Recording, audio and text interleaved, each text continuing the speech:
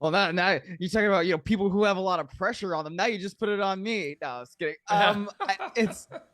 It's funny because the Chargers and Chiefs, they play very competitive games, but they always seem to end exactly the same way. And I mean, you pointed it out in your column probably better than anyone that you run the exact same play basically that you use to beat the Chargers last year at SoFi Stadium. Last year it's in overtime. This year it's at the end of regulation, and it's the same outcome. Travis Kelce running down the field, getting into the end zone, and being very, very excited. It's one of those things where for the Chargers, it's just always something. And for the Chiefs, for all of the belly aching we did in the offseason over, man, the Chiefs don't have Tyreek Hill anymore. Oh my gosh, look at this arms race with the Broncos. They get Russell Wilson, and then the Raiders are getting more guys. And then, oh man, the Chargers loading up.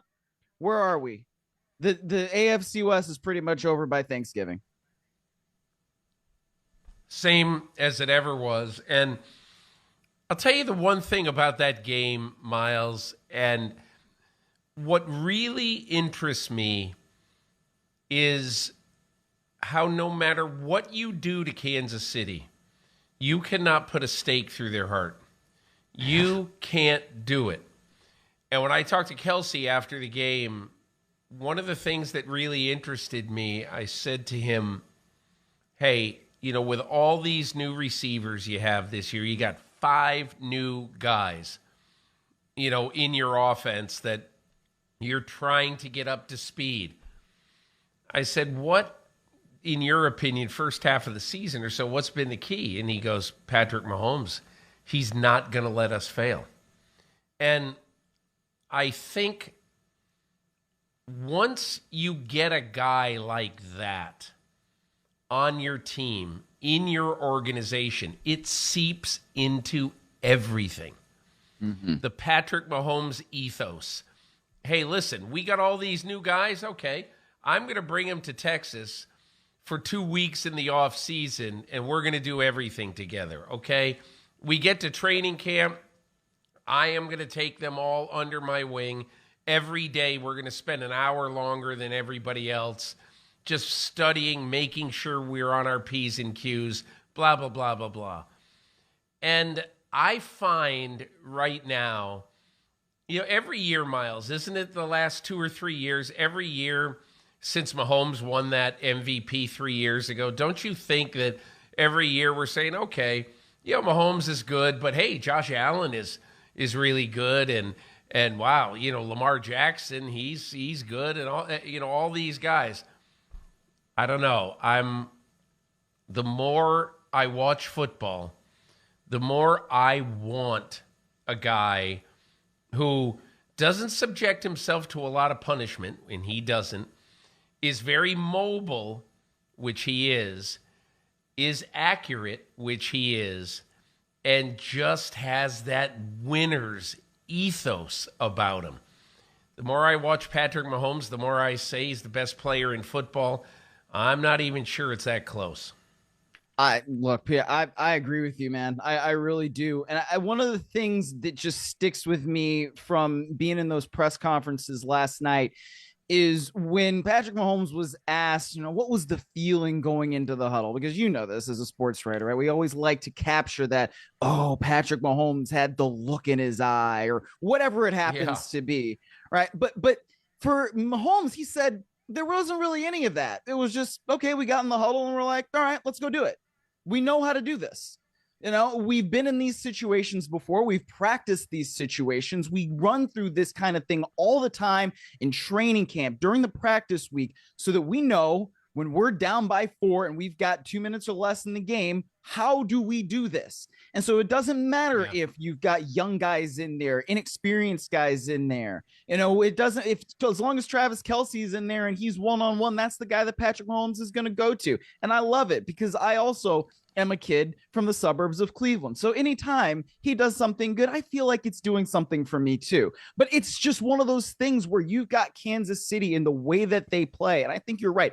Patrick Mahomes is very determined to be one of the best to ever play the game. And you can see that in the way that not just conducts himself during the season, but on the offseason when he does bring all those guys to Texas and he says, let's do this together. I'm going to get you guys up. We're going to all be comfortable. We're all going to be very comfortable together. Or even when Kadarius Toney comes in on the bye week and the first person that they put up a picture of with Kadarius Toney on the Chiefs social media account is Patrick Mahomes because he's in that building greeting the new receiver. Those little things matter a lot. And it's part of why Mahomes and the Chiefs are so great. I'll say one other thing about Mahomes that I find so interesting right now. It's that, when Kadarius Toney was a New York Giant, they had a winning record. I think he got traded and they were like 5-2 or something like that. They were, whatever. They had a good record, 4-2 maybe. I don't know. But he was unhappy. He was a malcontent. They didn't like him. He didn't like them. But he goes to Kansas City, and it's like, oh, man, I get to play with Mahomes. I'm going to get in line. I'm going to do this. And that is a very, very big thing. If you walk into a place and there's Travis Kelce and Patrick Mahomes, it's like walking into New England when they got Rob Gronkowski and Tom Brady, back in, 3-4 years ago. Yeah. So I think that has a lot to do with it. One specific thing about that game that interested me is that, Myles, didn't you think when push came to shove, it came down to the stretch, came down to the late stretch of the game, that when Kansas City got the ball with 90 seconds left or whatever it was, it was almost like it wasn't even dramatic particularly. I just knew they were going to win the game. It's almost like, you're doing a hard crossword puzzle, and if you turn over the page, there are the answers. And, so how easy it is to cheat.